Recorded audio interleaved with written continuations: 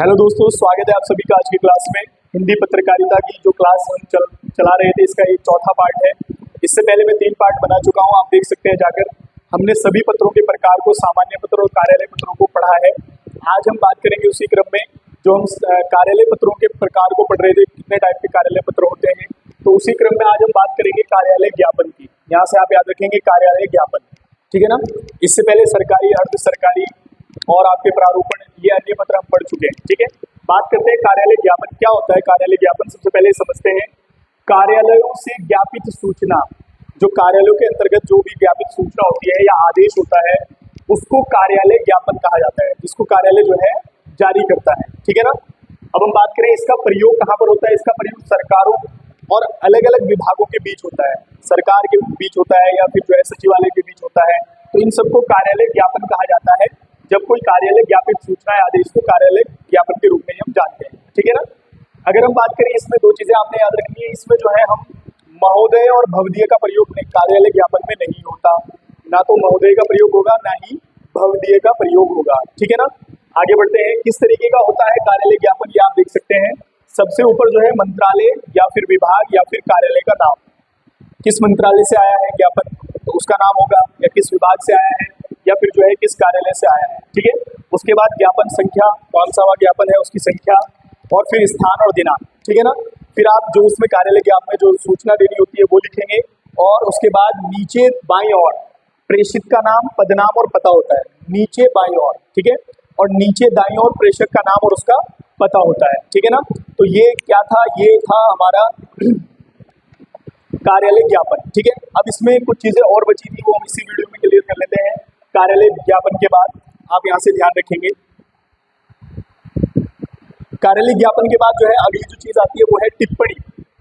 टिप्पणी या फिर टिप्पणी, ठीक है, इसको आप याद रखेंगे, टिप्पण या फिर टिप्पणी, ठीक है ना। अब देखो ध्यान से, टिप्पण क्या होता है।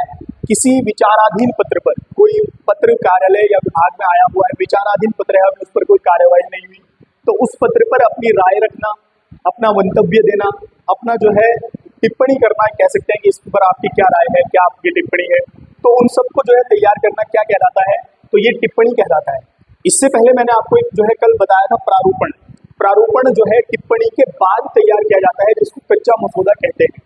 कोई पत्र कार्यालय में आ रखा है और उस पर जो है क्या कार्यवाही हुई है, उस कार्यवाही के आधार पर ही जो है उसको कहते हैं टिप्पणी, जो हम उस पर कार्यवाही कर रहे हैं, ठीक है ना। और उसके बाद जो फिर हम एक परफॉर्मा बनाते हैं, कच्चा मसौदा, लेखन, प्रालेखन, आलेखन तैयार करते हैं, और उसको जो है प्रारूपण भी कहा जाता है। तो प्रारूपण से पहले टिप्पणी होती है।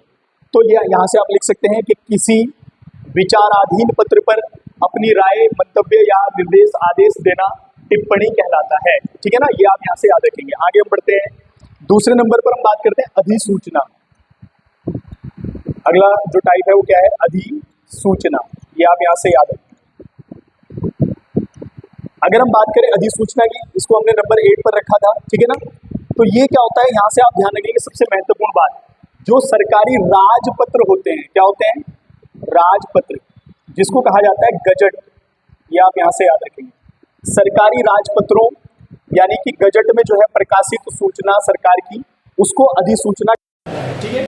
यानी कि सरकार जो अपने राजपत्रों में या अपने गजट में जो सूचना जनसाधारण तक पहुंचाने का प्रयोग करती है, जिसके लिए प्रयोग की जाती है, उसी को सरकार की अधिसूचना या सूचना, अधिसूचना कहा जाता है, ठीक है। यानी कि सरकारी राजपत्रों में प्रकाशित कोई सूचना है और उसको जनसाधारण तक पहुंचाना है, और उसी को हम क्या कहेंगे, अधिसूचना कहेंगे। एक आप यहाँ से ध्यान रखेंगे कि अधिसूचना जो होती है वो सरकारी राजपत्रों या गजट में प्रकाशित होती है, ठीक है ना। उसके बाद अगला सबसे महत्वपूर्ण जो पेपर में आता भी है, स्टार बनाकर बात करेंगे परिपत्र की। किसकी, परिपत्र, ठीक है। अब परिपत्र क्या होता है ये भी आप देखेंगे। जब कोई एक ही सूचना और अलग अलग विभागों को, बहुत सारे विभागों को एक ही सूचना देनी होती है, तो उसके लिए एक ही पत्र को बहुत सारे विभागों में देना है, तो उसको कहा जाता है परिपत्र। मेरी बात समझ रहे हैं। जब एक ही सूचना, एक ही विषय पर कोई सूचना है या जो है कोई सरकारी पत्र है और वो सभी विभागों को देना है, सब्जेक्ट एक है उसका, तो वह वह पत्र जो है परिपत्र कहलाता है, ठीक है। दूसरा, इसके बाद आगे बात करते हैं, एक है लास्ट अनुस्मारक पत्र। अनुस्मारक पत्र, ठीक है, ये क्या है, ये भी बहुत इंपॉर्टेंट है, कई बार पेपर में आ जाता है। अनुस्मारक पत्र वो होता है जब किसी पत्र पर, यानी कि आप यहाँ से ध्यान रखिए कि अनुस्मारक पत्र उस पत्र को कहते हैं जब कोई पत्र जो है हमने पहले से कोई पत्र भेज रखा है, ठीक है, और उस पत्र पर क्या कार्यवाही हुई है, तो इसको जानने के लिए, यानी कि उस पत्र पर क्या कार्यवाही हुई है, तो इसका पता करने के लिए हम जो पत्र लिखते हैं उसको हम अनुस्मारक पत्र कहते हैं, ठीक है ना। तो आप यहाँ से समझ सकते हैं, 2 मिनट बैठिए, मैं आ रहा हूँ, ठीक है ना। तो जिस पत्र पर, यानी कि अगर हम जो है पहले से हमने कोई पत्र भेजा है तो उस पर अगर हम कोई हमने क्या कार्रवाई हुई, उस पर क्या बात हुई है उस पर, तो इस पर जो हम पत्र लिखते हैं उसको कहा जाता है अनुस्मारक पत्र, ठीक है ना। तो ये आपका जो हिंदी पत्रकारिता का जो टॉपिक्स थे, मैंने इसमें 8 आपको टॉपिक कराए हैं। सबसे पहले हमने सरकारी, अर्ध सरकारी, टिप्पणी, परिपत्र, अनुस्मारक, ये सब हो चुके हैं, ठीक है ना। अब हम बात करेंगे जनसंचार की ओर या हिंदी पत्रकारिता में जो शुरुआत हुई थी उन सब के बारे में, ठीक है। तो मिलते हैं नई वीडियो में।